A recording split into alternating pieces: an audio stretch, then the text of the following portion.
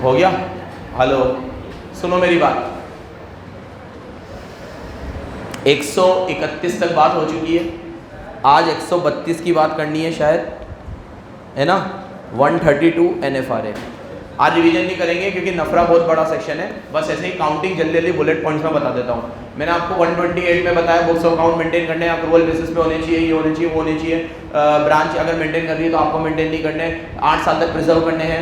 Maintain करने की जो रिजर्व रिस्पॉन्सिबिलिटी होती है वो MD WTD वगैरह की होती है, और अप्रूवल बेसिस पे बनने चाहिए। बुक्स ऑफ अकाउंट का मतलब क्या होता है?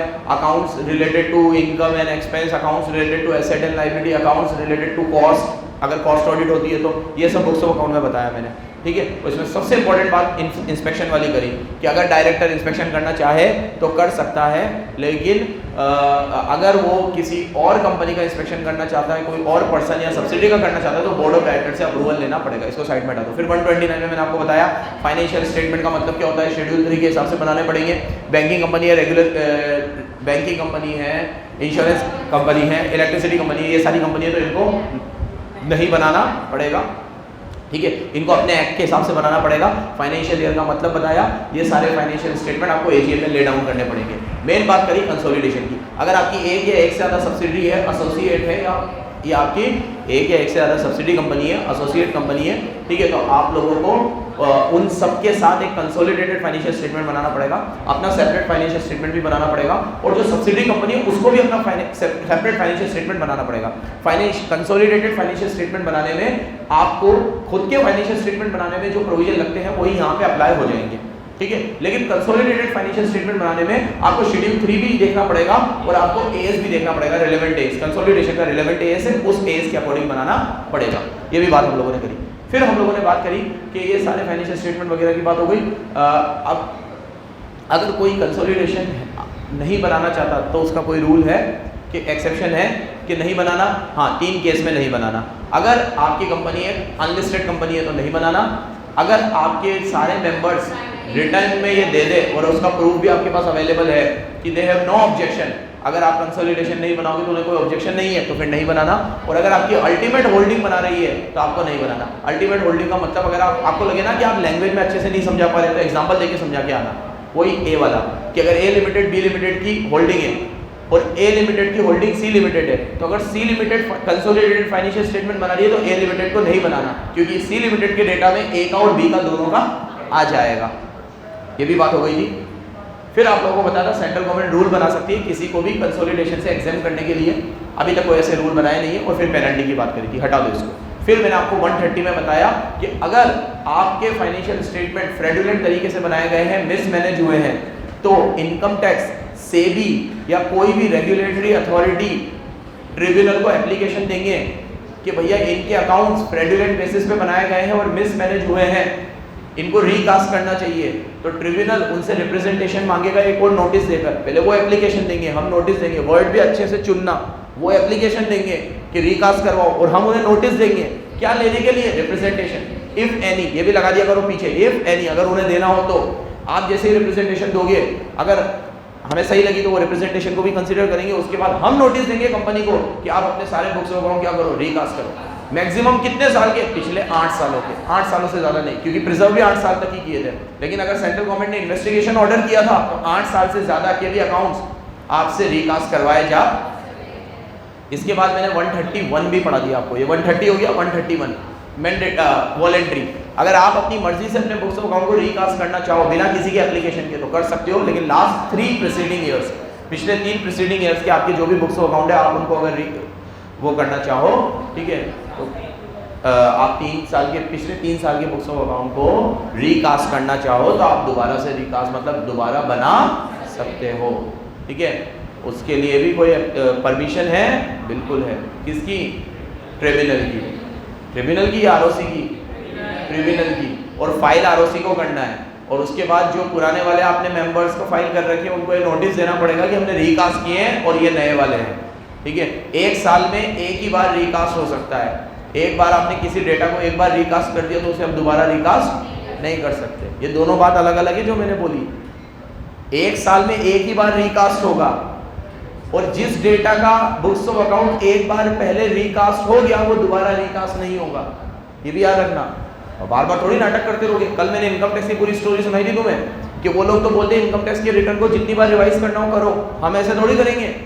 तुम बार बार बुक्स ऑफ अकाउंट को रिवाइज करते रहोगे, हमारे पास थोड़ी टाइम है भाई, यहाँ पे सारी जगह पे फाइल होती है सारी चीज़ें। इनकम टैक्स में तो रिटर्न इनकम टैक्स में जाता है, पूरी दुनिया को थोड़ी जाता है। यहाँ पे तो फाइनेंशियल स्टेटमेंट एक एक मेंबर के घर जाता है, तो एक बार रिकास्ट किया तो फिर सारे मेंबरों के घर जाएगा, फिर रिकास्ट करोगे फिर घर जाएगा। यही नाटक है क्या? वो बोलेगा ये अभी तो P&L आया था एक और आ गया, अभी तो बैलेंस शीट आई थी एक और आ गई, साल में 36 बार बैलेंस शीटें भेज रहे हो। तो भैया ये आपको प्रिविलेज दी गई है, आप इसको मजाक मत बना देना, ठीक है। ये हो गया 131। अब आज बात करते हैं जल्दी से फटाफट सेक्शन 132 की। कोशिश करेंगे पूरा एक साथ पढ़े तो ही मज़ा आएगा। नफरा, कल बात हुई थी कि बड़ा खतरनाक सेक्शन है ये, हमारी रोजी रोटी पे लात मारने वाला सेक्शन है। National Financial Reporting Authority, National Financial Reporting Authority, NFRA, NFRA।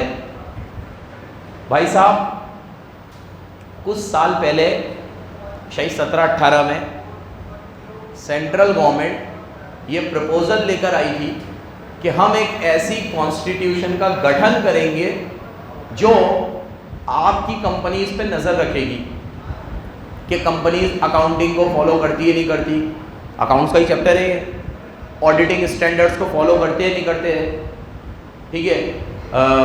जितने भी अकाउंटिंग स्टैंडर्ड है जो ICAI बना के देता है उनको फॉलो करते हैं नहीं करते, आप पे नज़र रखेंगे हम। तो जब तक इन्होंने ये बात कही तो सबने कहा ठीक है रखो अथॉरिटी, लेकिन जब ये सेक्शन को फुल फ्लेज, पहले तो ये लिख के छोड़ दिया सेंट्रल गवर्नमेंट ऐसी अथॉरिटी बनाएगी, तो सबने लगा कहाँ बनाएगी यार, छोड़ो, बना दिया इन्होंने। तो अब ये नफरा फुल फ्लेज फॉर्म में आ चुकी है और इस सेक्शन में लिखा हुआ है कि नफरा ना सिर्फ कंपनियों पे नजर रखेगी, वो प्रोफेशनल बॉडीज पे भी नजर रखेगी, वो प्रोफेशनल पे भी नजर रखेगी कि आप क्वालिटी ऑफ सर्विस देते हो कि नहीं देते, अपना काम ईमानदारी से करते हो कि नहीं करते। तो मैंने ये क्यों कहा, एक खतरनाक सेक्शन है कि ये अब चार्टर्ड अकाउंटेंट्स पे भी नजर रखता है कि अगर किसी चार्टर्ड अकाउंटेंट ने किसी कंपनी की ऑडिट कर दी तो ऑडिट तो मैं तो खुद उसको चेक करने गया था ना, अब मैंने रिपोर्ट बना के दे दी और आप तो उल्टा मुझे चेक कर रहे हो, तो ये आप पे भी नज़र रखेगा कि आप अपना काम ढंग से करते होगे नहीं करते। और अगर उसको ये पाया गया कि किसी भी CA ने अपना काम ढंग से परफॉर्म नहीं किया तो वो उस पर इंक्वायरी बिठा सकता है।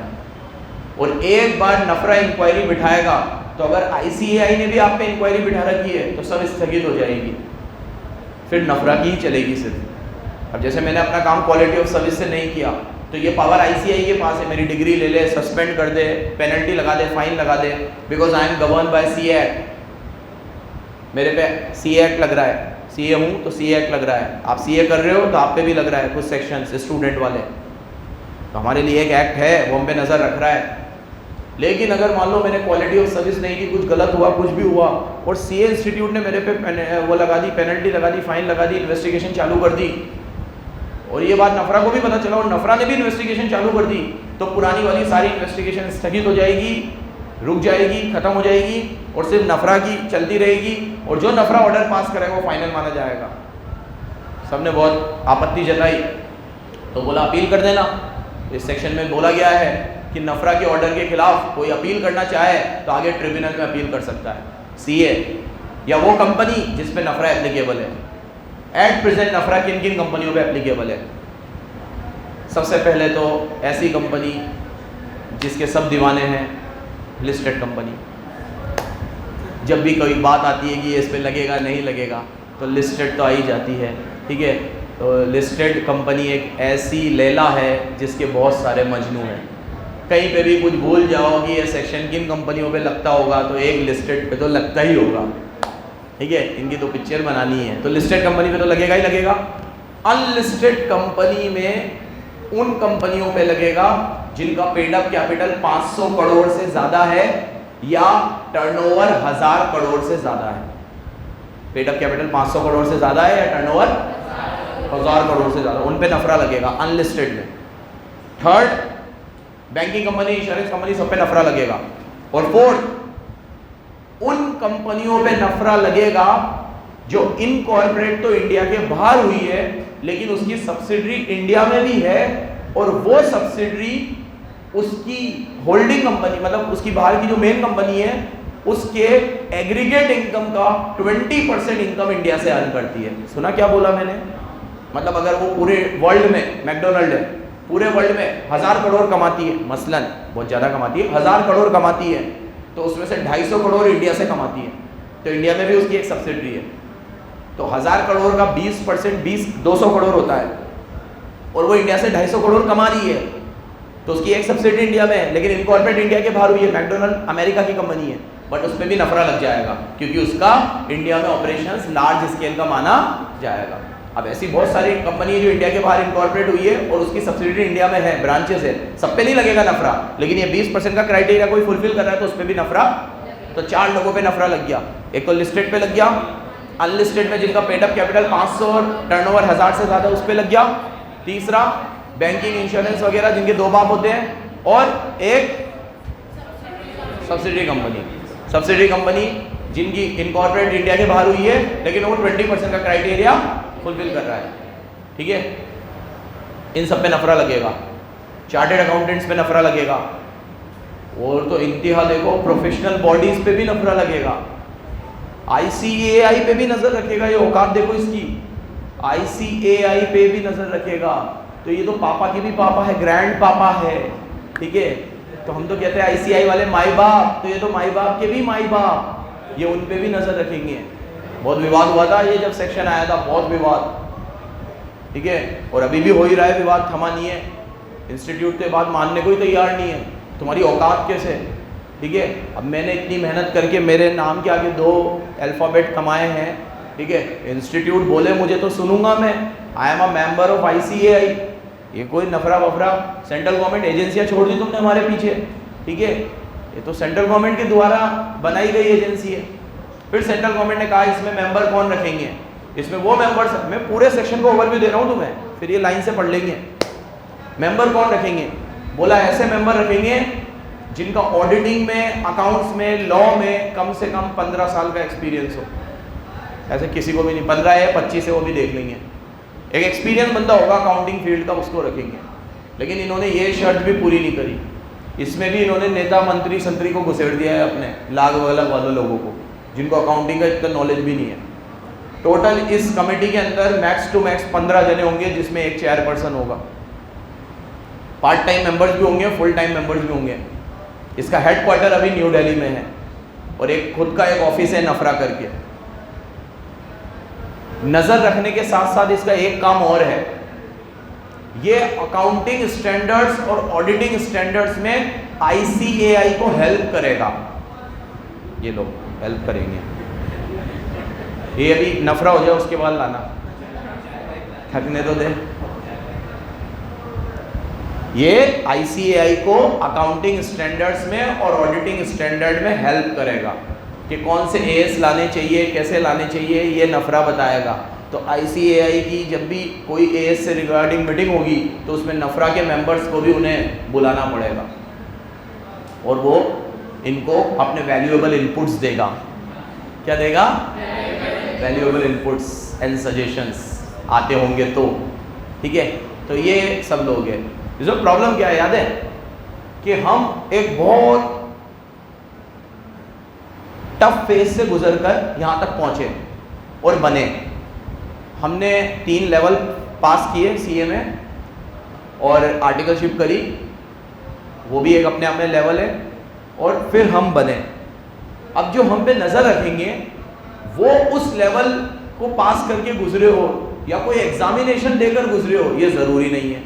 आज मेरा तो ऑब्जेक्शन यहाँ है, मुझे पहले भी इंस्टीट्यूट तो मॉनिटर कर ही रहा था, उसमें कोई प्रॉब्लम थोड़ी थी। आज इंस्टीट्यूट बोले भाई आपने काम ढंग से नहीं किया, तो इंस्टीट्यूट बोल रहा है ना, उसके अंदर भी तो सारे चार्टर्ड अकाउंटेंट है, मुझसे बड़े हैं, एक्सपीरियंस है, बोलेंगे। ये बोलेंगे तो थोड़ा अजीब साउंड होगा, क्योंकि इसमें जो लोग है सेक्शन ये कहता है उनको अकाउंटिंग ऑडिटिंग के फील्ड का एक्सपीरियंस होना चाहिए। एक्सपीरियंस पान की दुकान पे मिल जाता है, ठीक है। एक्सपीरियंस सर्टिफिकेट तुम मुझे बोलो, मैं तुम्हें जितने बोलो उतने बना के दे देता हूँ। अबे डिग्री रखते हैं यहाँ पे, CA रखो ना तुम, इसमें 15 मेंबर बनाने हैं, CA रखो तुम, CFA रखो, डिग्री रखो, डिग्री रखी नहीं है, एक्सपीरियंस बोला है। अब कोई चिन्नू मुन्नू 50 साल का है, ठीक है, सरकारी नौकरी में है, कहीं पे भी है, ठीक है, या कर रहा है भाई, एप्लीकेशन देगा, रिज्यूमे देगा, गवर्नमेंट का पपेट है, बिठा दिया आपने। ऐसे जैसे कितने पपेट गवर्नमेंट ने वैसे ही बिठा रखे अपने फील्ड के लोग और ये सब, ठीक है, और फिर ये लोग नजर रखेंगे, ठीक है, और ये हमारे काम को बताएंगे हमने सही किया कि नहीं किया। और तो और नफरा के जो मेंबर्स हैं उनको एक सिविल कोर्ट में लॉयर को जो पावर होती है वो इनको पावर है। जैसे पावर होती है उनको किसी को समन देने की, नोटिस देने की, उनको ओथ एग्जामाइन करवाने की, कस्में खिलाने की, उनको कोर्ट में बुलाने की, जेल में रखने की, एक मैजिस्ट्रेट के पास जो पावर होती है ना सरल भाषा में, वो पावर नफरा के भी पास है। तो अगर नफरा मुझे नोटिस भेजेगा तो मैं ये नहीं बोलूँगा तू कौन, हाँ की औकात तेरी, जानते हैं किसको नोटिस भेजा है? पापा को, पापा से बदतमीजी करेगा, ठीक है, ऐसा नहीं कर सकता। वो मुझे कोर्ट में बुलाएगा, मैं जाऊंगा, नोटिस देगा, मुझे जवाब दूंगा उसे, वो मुझे कस्में खिलाएगा, ओथ एग्जामाइन करवाएगा, ठीक है, ये सब मुझे मानना पड़ेगा क्योंकि उसके पास वो सारी पावर है जो एक मजिस्ट्रेट के पास होती है। ये सब इन्होंने सेक्शन में लिखा है, बड़ा लंबा सेक्शन है, हर चीज़ सेक्शन में लिख दी इन्होंने, ये पावर वो पावर, ठीक है, बता ही दिया मैंने। क्वालिटी ऑफ सर्विस को मॉनिटर करेगा, अकाउंटिंग स्टैंडर्ड बनाने में हेल्प करेगा, ठीक है, ऑडिट की भी ऑडिट करेगा, आप ऑडिट करोगे फिर वो ऑडिट रिपोर्ट को चेक करेगा। और सबसे मेन बात, पावर देखो कितनी दी है, कंपनियों पे भी नजर रख रहा है, सीए पे भी रख रहा है और प्रोफेशनल बॉडीज पे भी रख रहा है, सब पे रख रहा है। तो एक तरीके से इसका जो विरोध हुआ वो बस इसलिए हुआ कि आपने हमारे ऊपर एक सरकारी बॉडी लगा दी जो आज़ादी के बाद से लेकर आज तक तो नहीं थी। सीए एक्ट 1949 में आया था, हम आज़ाद हुए 1947 में, तो ये प्रोफेशन सबसे पुराना प्रोफेशन है और आज़ादी से चला आ रहा है। तो इतने 75 सालों में तो कभी कोई ऐसी कमी महसूस हुई नहीं, और तुम अचानक से लाकर पैराशूट से उतार के तुमने इनको बिठा दिया हमारे ऊपर, तो ये चीज़ हजम नहीं कर पा रहे। अभी तक कोई ऐसा केस सामने नहीं आया जहां इन्होंने कोई बहुत बड़ी इंक्वायरी बिठाई हो और किसी सीए को सस्पेंड, टर्मिनेट या कुछ ऐसा किया हो, ठीक है, तो कभी कुछ ऐसा आएगा तब होगा, ठीक है, विवाद। समझ में आया? NFRA, national Financial Reporting authority, ठीक है। तो मोटी मोटी जो भी बातें करी अब रीड करते जाते हैं, मेन चीज़ें टिक करना, बहुत बड़ा सेक्शन है। ला पेन दे, जल्दी देता है, टाइम नहीं है, पनवेल निकलना है। चलो पेज नंबर 9.19, पहला वाला काट देना, बस पढ़ रहा हूँ। Central government by notification constitute NFRA, central government NFRA बनाएगी, तो सेंट्रल गवर्नमेंट ने नफरा बना दी, तो अभी ये सेक्शन में कोई मतलब नहीं है। सब बोला था इन्होंने कि सेंट्रल गवर्नमेंट नफरा बनाएगी। अब 1A, नफरा फंक्शन परफॉर्म करेगा, इसको भी काटो। जो बोलो ना काटो मतलब काट ही देना, इसमें से किसी का बाप कुछ नहीं पूछ सकता। ये पूछेगा सेंट्रल गवर्नमेंट डैश बनाएगी, फिल इन द ब्लैंक्स, ठीक है, ऐसा क्वेश्चन नहीं पूछेगा। अब नफरा शैल, नफरा क्या कर सकती है? नफरा शैल व्हाट नफरा डज। पहला, ये रिकमेंडेशन देगी सेंट्रल गवर्नमेंट को on formulation of accounting and auditing policies. ये सेंट्रल गवर्नमेंट को बताएगी कि अकाउंटिंग पॉलिसी और ऑडिटिंग पॉलिसीज और स्टैंडर्ड्स कैसे बनते हैं। तो ICI ड्रीम 11 पे टीम बनाएगी, ठीक है, ये लोग अगर एस बनाएंगे तो ये सेंट्रल गवर्नमेंट को रिकमेंडेशन देगी कि भैया अकाउंटिंग पॉलिसीज और ऑडिटिंग पॉलिसी कैसे बनती है। Monitor the compliance of AS, ये देखेगा कि AS फॉलो हो रहे हैं क्या नहीं। तो फिर CA क्या करेंगे, ठीक है। अब तीसरा, oversee the quality of service of professionals associated with the compliance with such standard. ये हमारे क्वालिटी ऑफ सर्विस को ओवरसी करेगी कि हम अपनी सर्विसेज ढंग से दे रहे हैं कि। And last, perform such other function, इसको काट दो तुम्हारी ऐसी तैसी। तो 3 चीज़ें याद रखना तुम लोग। एक तो सेंट्रल गवर्नमेंट को रिकमेंडेशन देगी कि अकाउंटिंग और ऑडिटिंग स्टैंडर्ड कैसे बनाए जाते हैं। सेकेंड, ये मॉनिटर करेगा कि एज फॉलो हो रहे नहीं हो रहे, और क्वालिटी ऑफ सर्विस को ओवरसी करेगा। तो monitor the compliance of as. देखो 3 चीज हो गई, रिकमेंड भी यही कर रही है कि क्या एज बनने चाहिए, उनको मॉनिटर भी कर रही है, और जो सीए ये सारे ऑडिट्स कर रहे हैं उनके काम को क्वालिटी ऑफ सर्विस को ओवरसी भी करेगी। इस डिवीजन में एक चेयरपर्सन होगा और फुल टाइम मेंबर होंगे। Executive body of NFRA shall constitute chairperson and full time member, ठीक है। अब इसमें आगे आओ तो उनको वो सारी बातें होंगी कि उनको अकाउंटिंग में नॉलेज और वो सब चीज़ें कहाँ है, अच्छा ऊपर ही हो गया, तीसरे पॉइंट में लिखा हुआ है नफरा में चेयरपर्सन होगा and who shall have the knowledge of accountancy, auditing, finance और लॉ। ये भी नहीं बोला कितने साल का, बोला है क्या? नहीं बोला ना। आगे बोला है such other member not exceeding 15 member से ज़्यादा नहीं होंगे। तो चेयरपर्सन को, अच्छा अरे यार ये चीज़ तो मैंने भी अब नोटिस करी, ये अकाउंटिंग वगैरह का नॉलेज तो सिर्फ चेयरपर्सन को होना चाहिए, बाकियों के लिए तो लिखा है सच अदर मेंबर, ठीक है। तो ताहिर को बिठा देंगे, तो such other member not exceeding 15, और मेंबर होंगे 15 से ज़्यादा नहीं। चेयरपर्सन को सिर्फ नॉलेज होनी चाहिए अकाउंट्स की, ऑडिटिंग की, लॉ की, ठीक है। गजब बेइज्जती है यार, ठीक है। तो एक चेयरपर्सन होगा और उसके साथ मेंबर्स होंगे, और इन सब मेंबर्स और चेयरपर्सन सब मिला के टोटल कितने पागड़ मिल रहे हैं? 15, ठीक है। आगे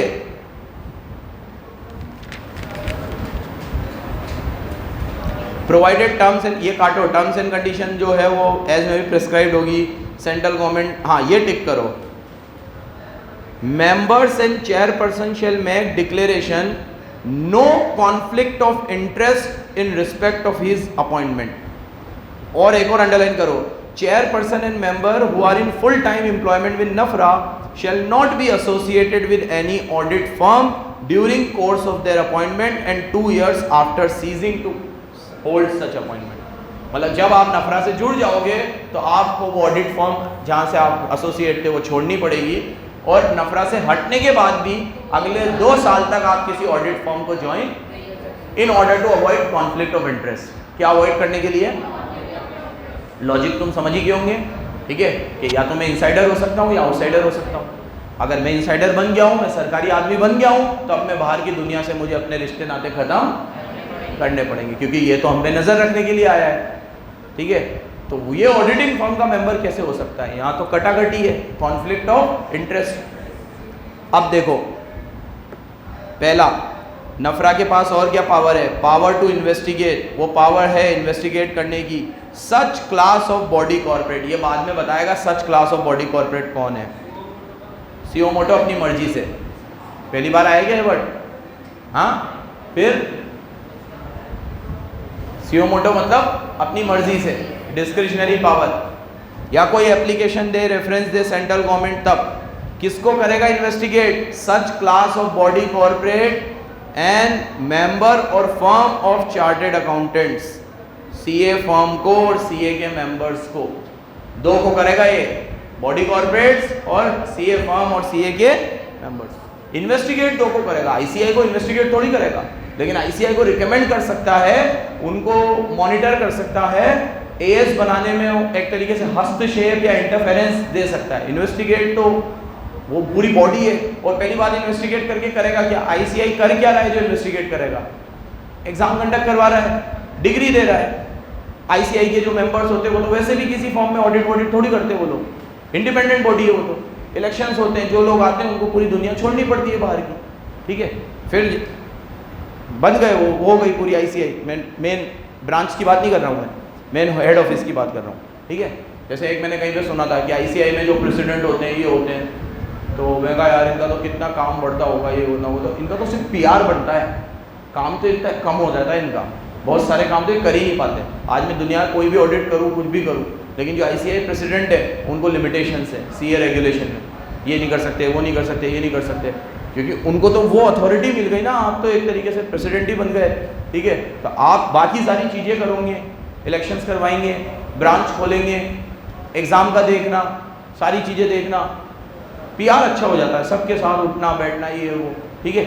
चलो, अब power to investigate and no other, ये अंडरलाइन करो, नो अदर इंस्टीट्यूट और body shall initiate proceedings where NFRA has initiate an investigation. जब नफरा ने इन्वेस्टिगेशन शुरू कर दी तो कोई दूसरा कोई इन्वेस्टिगेशन नहीं करेगा। अब मैंने आपको बता दिया था इसको जो पावर है वो मैजिस्ट्रेट जैसी होगी, have the same power as vested in the civil code. जो एक सिविल कोड के पास पावर होती है, चारों टिक करो क्या पावर है, discovery and production of books of account, books of account मंगवाने की power, summon and examining oath, कसमें खिलाने की पावर, इंस्पेक्शन की पावर, और इशूइंग कमीशन और विटनेस, किसी विटनेस को बुलाने की पावर और सवाल जवाब करने की पावर। ये एक कोर्ट की पावर होती है और ये अपने आप में एक कोर्ट है। हम ये थोड़ी है, जैसे अभी मैंने किसी की ऑडिट करी, मेरा क्या काम है, ऑडिट करके रिपोर्ट फाइल कर दूंगा। इनका ये काम नहीं है, तो बहुत वाइडर सेंस है। अब इन्होंने मुझे देखा कि मैंने वो ऑडिट गलत फाइल करी है, तो मुझे समन देंगे, नोटिस देंगे, बिठाएंगे, पूछेंगे, कसमें खिलवाएंगे, एक तरीके से मुझे इंटेरोगेट करेंगे, एक पुलिस वाला जैसे करता है, और एक तरीके से एक क्रिमिनल की नज़र से देखा जाएगा कि भाई आपने ये करा वो करा। प्रोफेशनलिज्म ख़त्म हो जाएगा जब आप मुझे कोर्ट में बुलाओगे, समन दोगे, नोटिस दोगे, ये सारी चीज़ें होंगी, ठीक है। 3rd डिग्री नहीं देंगे। तो क्या क्या पावर होती है एक सिविल कोर्ट के पास, discovery and inspection of books of account की पावर, ओथ एग्जामाइन करवाने की पावर, समन देने की पावर, और इशूइंग कमीशन एंड विटनेस को बुलाने की पावर। देखो, वेयर एनी प्रोफेशनल और अदर मिसकंडक्ट इज प्रूव, अगर कोई प्रोफेशनल मिसकंडक्ट प्रूव हो गया तो पेनल्टी देखो 1 लाख और 5 times of fees received in case of individual and not less than 5 lakh which may extend to 10 times in case of firm. कम से कम 1 लाख की पेनल्टी और फीस का 5 टाइम्स अगर इंडिविजुअल है तो, और पार्टनरशिप फॉर्म है तो कम से कम 5 लाख की पेनल्टी और फीस का 10 टाइम्स। ऐसा होता है ना भाई, जितनी बड़ी ऑडिट उतनी बड़ी फीस, और जितनी बड़ी फीस उतनी बड़ी पेनल्टी। अब मैंने किसी की ऑडिट करी थी, उसकी मेरी ऑडिट फीस ही 10,000 रुपये थी, और आपने मेरे पे लाखों की पेनल्टी लगा दी, तो मेरी तो ऑडिट फीस ही 10,000 रुपये थी, तो उसका 5 टाइम्स भी करोगे तो 50,000 होगा। तो 50,000 लगेगी कि 1 लाख लगेगी? 1 लाख लगेगी, नॉट लेस देन लिखा हुआ है, पढ़ो पहली लाइन। इतनी बड़ी अथॉरिटी बनाई है, 50,000 में छोड़ेगी क्या?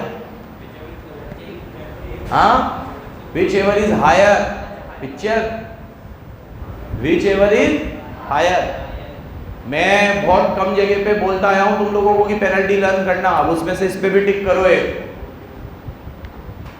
पूरी लॉ खत्म होने के बाद बताऊंगा मैंने कहां कहां बोला है पेनल्टी लर्न करने को, और फिर वो एक साथ ही लर्न होगी तो ही मजा आएगा। वो चैप्टर वाइज तो हम करते जा रहे हैं, लेकिन एक बार पूरा कंपनी लॉ खत्म होने के बाद मैं यहाँ पे एक साथ सारी पेनल्टी लिख दूंगा जो काम की पेनल्टी है, वो याद रखनी है। फिर ये तो याद रखनी है, कम से कम कितनी है, 1 लाख और ऑडिट फीस का 5 गुना, और पार्टनरशिप फॉर्म है तो कम से कम 5 लाख और ऑडिट फीस का 10 टाइम्स। और अभी खत्म नहीं हुआ, अभी तो सुनो, और है, और क्या है, डी बार द मेंबर और फॉर्म, उनको आप कभी ऑडिटर अपॉइंट नहीं कर सकते, ठीक है। वो ऑडिट नहीं कर पाएगा और कोई भी वैल्यूएशन नहीं कर पाएगा कम से कम 6 महीने तक, और ज़्यादा से ज़्यादा 10 साल तक। पेनल्टी लगाई तो लगाई, काम काज भी बंद करवा दिया। कितने टाइम तक? कम से कम 6 महीने, ठीक है, और ज़्यादा से ज़्यादा 10 साल। 10 साल वाली लगा दी तो ठीक है, फिर तो ड्रीम 11 पे टीवी बनानी पड़ेगी, ठीक है। नया प्रोफेशन ले लेगा, CS कर लेंगे, CS पे थोड़ी लगा रहा है। इसीलिए योगेश तो मेरे को पहले ही बोल गया था, सर 1 डिग्री से क्या होता है, मैं तो CS भी करूँगा, CFA भी करूँगा। हाँ, मतलब इसने सोच ही रखा है कि मैं फ्रॉड तो करूँगा, भले मैं एक कोर्स ज़्यादा कर लूँ, ताकि इधर से कुछ हो गया तो उधर 1 डिग्री और काम आएगी। चलो आगे, अब छोटी छोटी सी चीज़ें जल्दी टिक करो। अपील, अपील में कुछ भी नहीं है, जो भी पर्सन एग्रीव्ड है वो ट्रिब्यूनल में अपील कर सकता है। मीटिंग, नफरा की मीटिंग होगी जब उन्हें मिलना होगा तब, ये कोई कहने की बात है, ठीक है, मीटिंग होगी। ये कह रहा है the NFRA shall meet at such time at such place and shall observe such rule as may be prescribe. अबे तो जब प्रेस्क्राइब हो जाए तब पढ़ा देना, अभी लिखना जरूरी है, ठीक है। काट दो मेरे हिसाब से, तो क्या लिखोगे कि वहाँ मीटिंग का क्वेश्चन आया है एज मे बी प्रेस्क्राइब, जब मिलना होगा मिलेंगे। अभी आपने हमें नहीं बताया, हम आपको कैसे बताएं, ठीक है। तो कब मिलेंगे पता नहीं, एज में भी प्रिस्क्राइब, कहाँ मिलेंगे? एज में भी प्रिस्क्राइब, ठीक है। अब secretary and other employees, central government secretary और एम्प्लॉय को अपॉइंट कर, काटो इसको भी, सेंट्रल गवर्नमेंट एज में भी प्रिस्क्राइब अपॉइंट कर सकता है, ये टिक कर लो। हेड ऑफिस कहाँ होगा इसका? न्यू दिल्ली। मेंटेनेंस, ये भी टिक कर लो, इसके बुक्स ऑफ अकाउंट मेंटेन होंगे और इसकी ऑडिट सीएजी करेगा। ये तो दुनिया भर की ऑडिट करता फिर रहा है और इसकी ऑडिट सीएजी करेगा। देखो, the NFRA shall cause maintain such books of account बनाएगा in consultation with central government. फिर ऑडिट वाला भी पढ़ रहा हूँ, the account shall be audited by CAG at such interval as may prescribe, और इसकी जो भी एनुअल रिपोर्ट है वो CG को जाएगी। CAG इसकी रिपोर्ट किसको भेजेगा? CG। इसकी क्या ऑडिट होगी और ये क्या अकाउंट्स मेंटेन करेगा, क्या पैसे आएंगे इसके पास फाइन के और पेनल्टी के, उसकी ऑडिट होगी, पैसा आएगा या CAG के सारा पैसा सेंट्रल गवर्नमेंट को रेमिट कर देगा, जो भी होगा रिपोर्ट वगैरह बना देगा। हाँ, CAG की ऑडिट कौन करेगा बेटा? CAG खुद एक ऑडिट करता है। CAG क्या है? पोस्ट है। CAG समझता है तू? एक पोस्ट है और एक बंदा है, एक ही, और वो सबकी ऑडिट के ऑर्डर्स दे रहा है, फिर वो रिपोर्टिंग सेंट्रल गवर्नमेंट को कर देता है। अब वो तो यहाँ से एक मीडिएटर का काम कर रहा है, ला रहा है और दे रहा है, और जो उधर बैठा हुआ है उसको सैलरी मिल रही है, उसकी क्या ऑडिट होगी? उसका कोई प्रोफेशन है या बिजनेस थोड़ी है जो ऑडिट करेगा। अब ऑडिट हो गई, एनुअल रिपोर्ट बस पढ़ देता हूँ मैं जल्दी जल्दी, कुछ काम का हो तो। NFRA will prepare such form, ये मेरे को सच से और एज में प्रिस्क्राइब से तो बहुत नफरत है। पहले बोल देते हैं सच फॉर्म में बनाएंगे, एज में प्रिस्क्राइब में बनाएंगे, फिर जब बनाएंगे तब पढ़ा देना ना, अभी पढ़ाने की क्या जरूरत है? देखो, the NFRA shall prepare such form at such time as may be prescribe its annual report, वो अपनी एनुअल रिपोर्ट बनाएगा and forward a copy to central government, और सेंट्रल गवर्नमेंट को भेज देगा। एंड ऑडिट रिपोर्ट जो CAG ने भेजी है वो दोनों ईच हाउस ऑफ पार्लियामेंट में रखी जाएगी, ठीक है। ये सिंपल सिंपल चीज़ है, जो भी सरकार से रिलेटेड चीज़ है CAG ऑडिट करता है तो पार्लियामेंट में रखी ही जाती है, फिर उसमें हंगामा होता है, वाद विवाद होता है, सारी चीज़ें होती है। ये टिक करो तुम तो, नफरा किस पे लगेगा? नफरा shall have power to monitor compliance of AS and oversee the quality of service. These include, किस किस पे लगेगा? पहला listed company, दूसरा unlisted company having paid up capital of not less then 500 crore, मतलब जिसका पेड अप कैपिटल 500 करोड़ हो, और turnover not less then 1000 crore, turnover कितना हो? 1000 करोड़, और पेड अप कैपिटल कितनी हो? 500 crore. Paid up capital 500 crore और टर्नओवर कितना हो? 1000। बता दिए तुम्हें बात? हाँ, और है, और दोनों में से एक, और को भी कर लो भाई, बोला और है, सेकेंड लाइन में और लिखा हुआ है, सेकेंड लाइन का थर्ड वर्ड लो, ठीक है। आगे और किस किस पे? इंश्योरेंस कंपनी, बैंकिंग कंपनी और इलेक्ट्रिसिटी कंपनी। अब नीचे आओ, एनी बॉडी कॉर्पोरेट और any class of body corporate जिसको सेंट्रल गवर्नमेंट ने कहा है पब्लिक इंटरेस्ट में, मतलब जो इनमें नहीं आ रहा लेकिन सेंट्रल गवर्नमेंट ने कहा इनकी भी करवाओ, इन्होंने हमें चुनाव में डोनेशन नहीं दिया था इनकी भी करवाओ, तो इनकी भी नजर रखेगा। फिर वो बोलेगा कि मेरा पेड अप कैपिटल तो 50 लाख ही है, नहीं तेरी भी होगी, तेरी ऐसी तैसी बहुत बोल रहा था तू। हाँ चलो, और बॉडी कॉर्पोरेट इनकॉर्पोरेटेड और registered outside India which is a subsidiary incorporated in India, and if the income or net worth of such subsidiary associate exceed 20% of the consolidated income of the net worth of such company। ये बता दिया मैंने तुम्हें 4 बोला था, ये 5 हो गए। एक क्या बोला था मैंने तुम्हें? लिस्टेड। अनलिस्टेड में कौन? जिसका पेड अप कैपिटल 500 करोड़ से ज्यादा है, टर्नओवर 1000 करोड़ से ज्यादा है। फिर banking company, insurance company, electricity company. फिर चौथा, सेंट्रल गवर्नमेंट ने जिसके ऊपर नजर रखने को कहा है उस पे।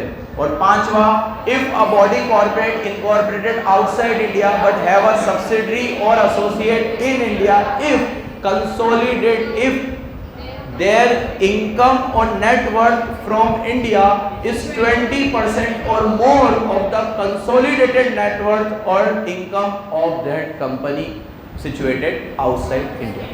पूरा लिखना बराबर, लिख दोगे?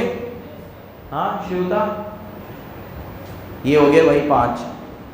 आगे जितनी भी एग्जिस्टिंग कंपनी है अदर देन दीज कंपनी, मतलब इन कंपनीज को छोड़ के उनको भी 30 दिन के अंदर अंदर अपने ऑडिटर की डिटेल देनी पड़ेगी। मरे, क्योंकि देखो जिन पे नफरा लग रहा है उन पे तो नफरा लग ही रहा है। अब जिन पे नफरा नहीं लग रहा उनके ऑडिटर्स पे तो नफरा लग रहा है ना, क्योंकि सीए में ये थोड़ी बोला है कि जिसका टर्नओवर इतना होगा उतना होगा, तो मेरे पे भी रख रहे हैं, सब पे रख रहे हैं, छोटा हो बड़ा हो सब उनके एम्बिट में आ रहे हैं। तो बोला है कि जिस भी कंपनियों के ऊपर नफरा नहीं लग रहा, ये रूल्स आने के 30 डेज में आपको अपने ऑडिटर की डिटेल देनी पड़ेगी। तो जितने भी भारत के ऑडिटर्स हैं, कंपनी ऑडिट जो करते हैं, उन सब की डिटेल आज की तारीख में एनएफआरए के पास होगी, क्योंकि 30 दिन तो हो चुके हैं इनको आए हुए। एक बार फिर पढ़ देता हूं, every existing body corporate other then the company govern by, other than को टिक करो, अदर देन जिन पे ये रूल नहीं लगते, अदर देन वो क्या करेंगे, विद इन 30 डेज, ये रूल आने के 30 दिन के अंदर अंदर पर्टिकुलर्स ऑफ ऑडिटर फाइल करेंगे। पर्टिकुलर्स ऑफ ऑडिटर को भी डब्बे में ले लो, क्या फाइल करेंगे, पर्टिकुलर्स ऑफ ऑडिटर। आगे, अ कंपनी और body corporate other than a company govern under NFRA shall continue to be governed under NFRA for a period of 3 years after it ceases. ये भी अंडरलाइन करो, मतलब एक बार आप listed से unlisted हो गए, आपका पेड अप कैपिटल 500 करोड़ से कम हो गया, आपका टर्नओवर 1000 करोड़ से कम हो गया, तो भी 3 साल तक आपके ऊपर नफरा चिपका रहेगा। तो जैसे शनि 7 साल की होती है ना, 7.5 साल की, शनि क्या होता है, शनि यही होती है ना, कितने साल की होती है शनि, 7.5 की होती है ना। क्या होती है शनि, मतलब शनि लगती है आपके ऊपर, शनि भारी हो जाता है ना यार, क्या बोलते हैं उसे, जो भी होता है ये 7.5 होती है ना, मतलब 7.5 साल आपके बुरे जाते हैं फिर, ठीक है। तो एक बार नफरा आप पे चिपक गया तो ये 3 साल का है। अब भले आप पेड अप कैपिटल कम भी कर लो, टर्नओवर कम भी कर लो, फिर भी आपके ऊपर कम से कम 3 साल तक तो नफरा रूल। तो once a rule has been applicable to a body corporate, then such rules shall continue to such company shall govern by such rules for continuous period of 3 years even after it ceases to be a listed company or their turnover or paid up capital become less than the threshold limit। आपका turnover paid up capital वगैरह अगर कम भी हो जाएगा तो भी कम से कम 3 साल तक तो आप पे नफरा। लास्ट पनिशमेंट, अगर किसी भी कंपनी ने ये जनरल पनिशमेंट फॉलो नहीं किया उस पर 450 लगेगा। अब 450 हमारे कोर्स में नहीं है, काट दो इसको।